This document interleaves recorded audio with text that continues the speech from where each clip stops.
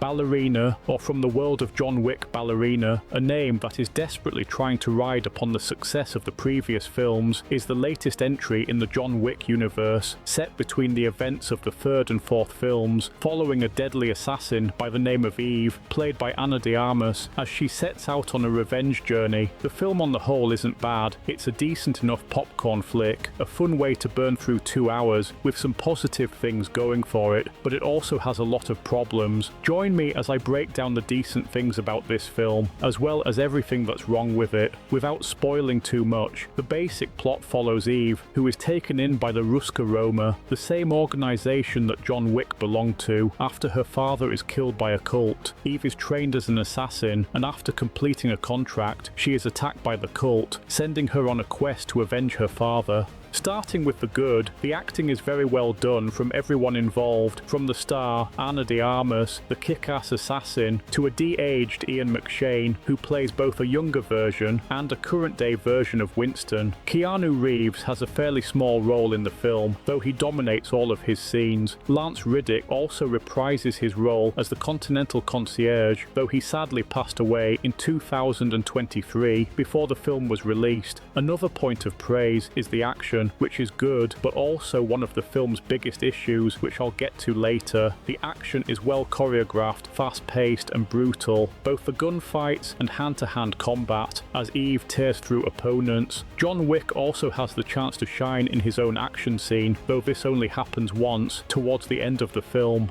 Despite the good things about this film, there's plenty of problems. The story is both simple and predictable. There's nothing inherently wrong with a revenge story. They form the basis of some good stories. However, there's nothing to make this film stand out. There's no twists or surprises, just a straight line from start to finish. Beyond the simple and predictable story, the film misses the opportunity to expand upon the franchise. The continental hotels, the mythology, factions, rules and traditions, none of this is explored. We just have a generic enemy leading this generic evil cult, which isn't very interesting. The fight scenes, whilst visually very good, paint Eve as pretty much invincible, who shrugs off damage that would take down a man twice her size. She gets kicked, punched, stabbed and thrown through windows, yet she takes very little actual damage, which dilutes the action, as there's no actual stakes. Compare the fight scenes to John Wick's. He's wearing his bullet-resistant suit, which Eve doesn't have, or at least it isn't mentioned as her having such. John Wick bleeds, he still gets knocked down, he struggles, there's real weight to the fights, the complete opposite to Eve's fights.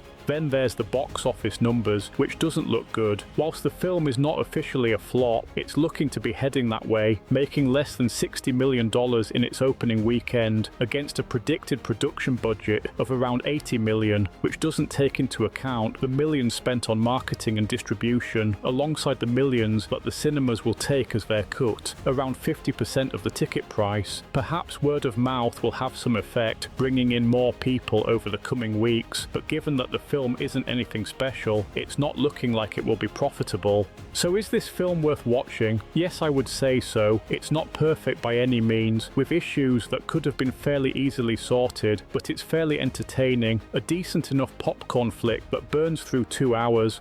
If you got this far, I want to thank you very much for watching. Let me know your thoughts in the comments, and if you like this review, please consider liking and subscribing. I hope to see you in my next video. Bye for now.